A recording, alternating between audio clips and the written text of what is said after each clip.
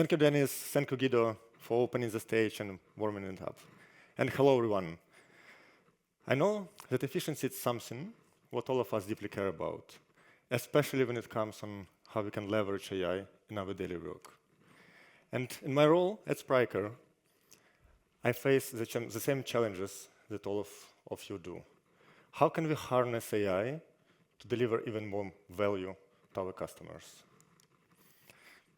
My name is Alexander Galic, and in my role at Spryker, actually is to ensure that all of our delivery teams are equipped with the cutting-edge technologies in order to deliver efficiently and consistently the value on our platform to customers, partners, and developers. And the objective for my presentation from this side, actually for today, is to share with you our learnings, our journey, and maybe to give you a bit of a hint how you can leverage them in your organization to unlock the full potential of AI. We will explore the evolution of software delivery. Also, we will go to the learnings that Spryker has and also what Spryker has to share with you and all of us, and look a bit about the future. But let's now start with the evolution of software delivery. Not that long ago, our delivery teams had to actually write everything on their own. The product managers, product owners, had to come up with their own ideas, write them down, maybe in Wiki, in Confluence, trying to cover every single scenario that they believe is useful for the customers. Then designers would take those requirements and trying to come up with the best design that they can just think of in the time that they would need. Then this package of requirements would go to engineer, and engineers, based on their knowledge, based on knowledge of a framework, language programming, and then just based on their experience, would try to come up with the best code that they can. Quality assurance engineers would read requirements and try to come up with the testing scenarios and imagine like how they can break this functionality. And once everything was done and actually deployed to production, the operation team would try to actually catch the issues and make sure that the system is not down. And if down, that actually we, like operation team, is bringing it back as soon as possible. Experimentation and innovation is actually very costly, or was very costly process, because in order to try something new, you had to go to conferences, you had to maybe read some books, learn some articles, and then sit maybe with Google, with Stack Overflow, and try to spin up this new maybe environment, new tool, what actually took a lot of time for all of us. But then, beginning of last year, ChatGPT came. And then with some of the AI tools, we also actually use the same paradigm architecture of large language models. We introduced to all of us what revolutionized software delivery. Because now, for the first time in history, delivery teams are equipped with a tool, or like actually multiple tools, that can execute not only predefined commands, or like predefined algorithms, but can come up with own ideas, can come up with own solutions, and just give you an access to unlimited amount of information and flows, what previously was just impossible. So product managers now can generate tons of different hypotheses and ideas just with some incoming information. So the main challenge now actually not to how to write them down, but actually how to select the right one. Designers now can actually generate tons of different designs in a fraction of time that was necessary previously. Software engineers are in a very interesting position because the whole variety of tools now available, from converting the human-like requirements to already code in the different languages. In any language, you can just write and ask large language model to give me any algorithm, give me any language. It will be done, like in some seconds. AI also help to do code review. AI also help to find bugs, do refactorings. And even the entire then quality assurance team use AI to actually come up with tons of scenarios how to break the functionality. You don't need to be the deep expert in this functionality, in this system, in this project, to actually come up with how to break the functionality even based on a previous knowledge. You don't need to learn all of that. It will be done in some minutes. And even the entire new direction of operations, so-called AI ops, has emerged, that analyze the data from operational environment and can predict when something might go out of power, out of service, and then proactively inform the team that some measures have to be taken. This shift allows delivery teams to experiment faster, to try more solutions, to try different algorithms in a time that previously was completely not available. But it's really that simple? A lot of AI tools actually promise to give delivery teams like enormous efficiency gain. If you go through the different marketing materials, especially, we see 50%, 60%, 80% of efficiency for delivery teams using one tool. Theoretically, if you use 5, 10 tools, actually just AI does everything for you. And we at Spryker, we asked ourselves, how can we make sure that we provide to our engineers the tools that actually can help them, and not only introduce the friction and introduce just zoo of different toolings that they have to constantly jump between, that for us, maybe for finance team and for everyone else will be okay, we pay for them, should be good, but the result actually not matching. Peter Drucker famously said, if you cannot measure it, you cannot improve it. What in this case I would reformulate a bit. If you cannot measure it, you cannot prove it. And at Spryker, we really live by this principle. We do have a set of delivery KPIs that help us to evaluate the entire delivery machine that we have. Our KPIs are deeply rooted in lean principles and DORA metrics and help us to understand at every single point of time how we are performing and what are the trends, how our delivery processes are actually changing. And our KPIs are starting with the efficiency. We try to understand actually how much it takes from idea to actually go into production or delivering value to customer, how much we spend on a waste, as well as actually how often we deploy. Then obviously we have quality. What is our technical depth index? How many issues do we have that we don't fix in time? As well as what is the test automation coverage? Going further to reliability, how fast we do fix issues in production, and what's our incident severities, and the change failure rate. And the last but not least, and the most important, the value. How our customers use this functionality, how fast they can actually get a value out of that, what is the adoption rate, and what is feature usage. And now you might be interested, why topic is AI, I'm talking about delivery KPIs. There is actually a very direct connection of that. Because when we started last year at Spryker to adopt AI tools, we started with the ChatGPT, with the custom prompts, as well as the Copilot. We initially thought we just drop these tools to our delivery teams and everything is perfect. Just it works as magic as it was promised. Efficiency gains, everything is good. But we didn't see any changes in our delivery KPIs. It actually, after a month and two, there was no reflection of significant efficiency gains. Then we asked ourselves, what's happening? We went through the interviewing process with our engineers. We asked, do you use actually these tools? And the learning was that not that many actually started to use it.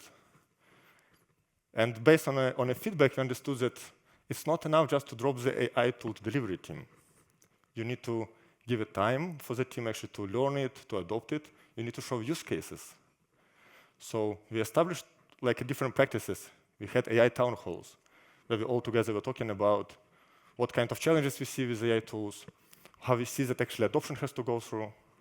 We also had AI hackathons where our engineering teams could actually play with these tools, understand what are the use cases without the pressure of ongoing delivery.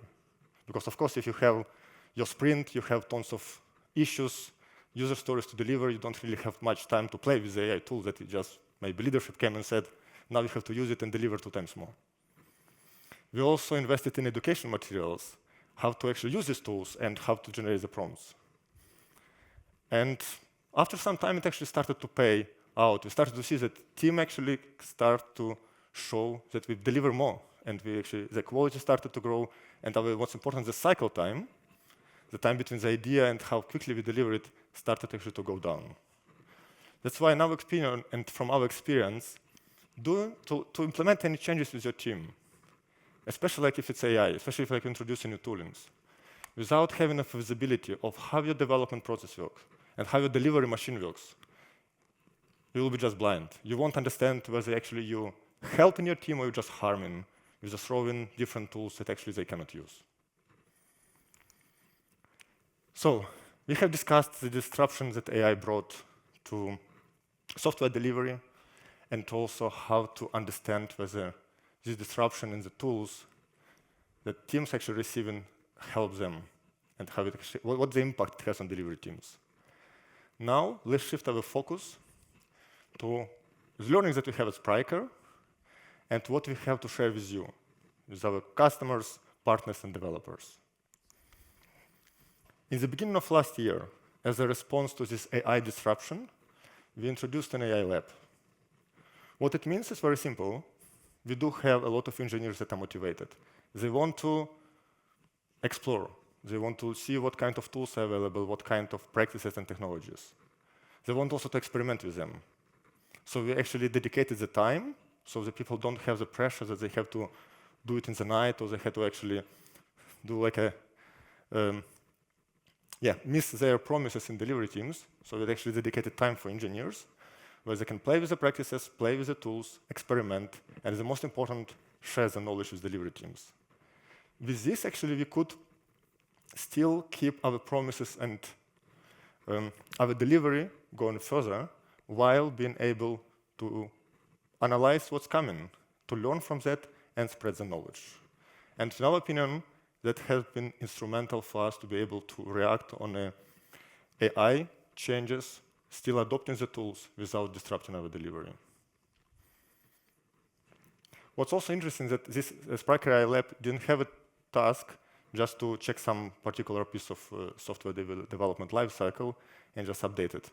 We asked actually them to challenge everything, like maybe completely reshape, if it's necessary, the delivery process and make it AI-oriented. So far, we couldn't find the right and appropriate tool, but we'll see. Maybe we'll still come to that. Together with the AI lab, we came up with a strategy on how we want to use AI in our software delivery. And if you imagine two-dimensional graph, where on one side you have investment, on the other side you have anticipated value, there are multiple steps that you can go through and select on which one you actually go. The first one is the most simple one. You take the available SaaS AI service, like ChatGPT, Gemini, GitHub Copilot, and use it as it is. The investment is relatively low because you'll need to go through your legal team, obviously. Without legal, you cannot do anything. And then you need to buy licenses, or maybe even you actually use a free version. And with this, you already give your delivery teams the power of AI that's not grounded in your information, in your specificities, but already can unlock a lot of possibilities that previously weren't available. The next step that requires already more investment is actually to use those SaaS AIs, but with the techniques like retrieval augmented generation, where with additional investment, because you need to prepare data, that your organizational data, as well as potentially need to maybe buy a bit like higher tier for these tools, you can already leverage AI solutions, ground them in your organizational data without needing to build the entire AI expertise in your organization. And as Dennis was saying, it's extremely costly, and actually it has a high probability of failure, at least based on Gartner. The next approach is already, of course, way more sophisticated in terms of how to go, where to invest, because you can actually take one of the foundational models that are coming from cloud platform providers, as well as just available that you can take from different vendors, and you can fine-tune it based on your own needs. This approach is actually already requires quite a significant investment on building the knowledge, building the expertise, operating these models, when actually as a result you can have quite significant improvement and optimization of your business process if everything is done right. And of course, last but not least, and the most advanced, is completely build the entire AI expertise in your organization, create your own model, select your own architecture that is the most suitable for this business process, and then train based on data that you want, and then potentially optimize the entire direction. For us, based on the maturity of technologies and the needs that we have, we selected to go with the second approach, as of now. How we'll go further, we'll see. Maybe it will be a topic for next year to discuss during next site. But for now, we selected that we go with the SaaS AIs, with injecting our Spryker data. At Spryker, we prepared a list of custom GPTs that we would like also to share with you. The first GPT that we created is a Spryker Dev QA assistant that helps delivery teams with the additional knowledge, the Spryker knowledge, how the Spryker features are wired with each other. You can imagine it as developer modifies a card page and then asks the GPT, how can I test the card page? And it actually answers, you also have to test discount, you also have to test checkout, because there's also the connections of this functionality. And we do anticipate that the team will have up to 5-10% of efficiency and quality gain from that, because team doesn't need to go through the code and understand how it actually wired and how it works, as well as more scenarios will be ready. It's actually better and higher quality of testing, what will help to identify issues sooner in the value creation flow, where it's cheaper to fix. The next one is even more important. It's a Spryker Cypress end-to-end assistant. This GPT leverages the Cypress end-to-end testing tool, as well as Spryker testing boilerplate that we created for projects and for our also internal needs. And you can imagine that this GPT actually helps to leverage our knowledge, also our helpers that we have in a boilerplate, and help to generate end-to-end tests, what significantly help engineering teams to make sure that they don't invest a lot of manual time of testing before your solution has to be released or go live. We do expect a significant value gain here of up to 20% for efficiency and for quality, not only from GPT, but from a combination of leveraging end-to-end testing on a project, because it's actually the testing that helps to make sure that the entire journeys of the shop actually are working and available, together with the GPT that helps to structure the code in an extendable way, in a maintainable way, based on our also learnings, on our architecture decisions, and on our scenarios that we have. And last GPT, but not least, is actually Spryker Cas6 Performance Assistant that leverages Cas6 Performance tool and helps to generate API performance tests. We do recognize for us internally in the product, like in Spryker platform development, as well as for our customers, that to cover performance non-functional requirements, and we will hear it also today in the next sessions, is extremely challenging and important task. And we also expect that it will help to raise the quality of project as well as adoption rate of functionality. If actually you'll use performance tests where Spryker GPT can actually support with this and make sure that your functionality can satisfy your actual expectations in terms of load. All of these GPTs are already available in early access. So get in touch with your customer success manager or with your partner manager, and we'll be easily adding you for playing with this. And we are looking for your feedback here. What's also important to mention that we are not only working on the custom GPTs, but also we are looking for what kind of tools we have that can help engineers to develop faster, to create the code. And so far, via our AI lab, we analyzed many solutions, and we identified that different solutions actually better suited for different needs. We do not recommend just to drop all of them to your engineering teams, because it will just create a lot of friction for them.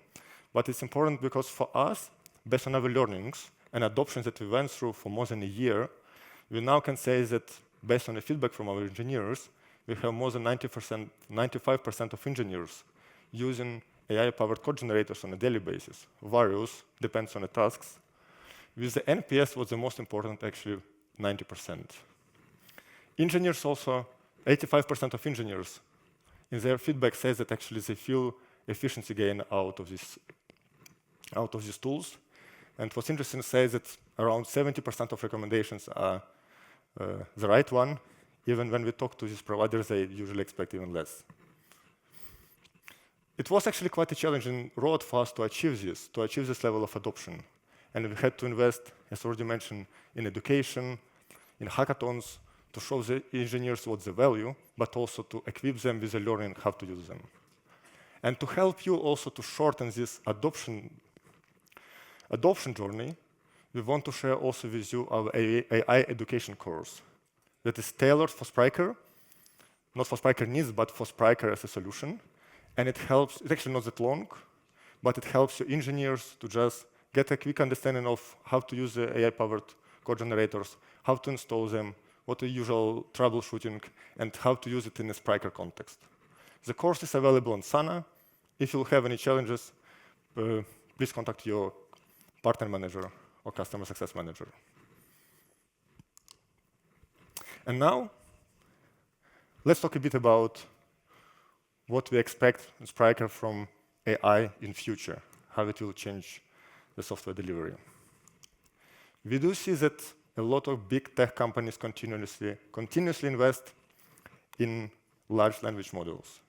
Making them multi-modular means they can accept not only text, but also images, video, audio, and improve their reasoning and coding capabilities, what will lead to even more advanced coding machines, you can say. What in result, together with other approach, for instance, you might hear about agents, will lead to the situation when these large language models will be able to execute activities, not only to give a feedback, but also to communicate with another AI-powered tool. You'll be able to modify files, trigger deployment, share the requirements as an input, like as output of one agent will be input for another one. And as a result, we will see actually the rise of AI-native development environments, where engineers and other team members will be more orchestrating and controlling agents, making sure that the overall architecture is aligned, making sure that these agents are actually operating within the right product requirements framework, but they won't need to write manually requirements, write manual code, copy-paste output of one large language model or one AI to another one. And we already do see solutions like this. It's actually GitHub Copilot workspaces, as well as Dev Developer and FineDev, which actually do already offer solutions like this. They're on a very early stage, so they're more like a test grounds. They're not ready, production ready, but something what in 1-2 years will definitely mature.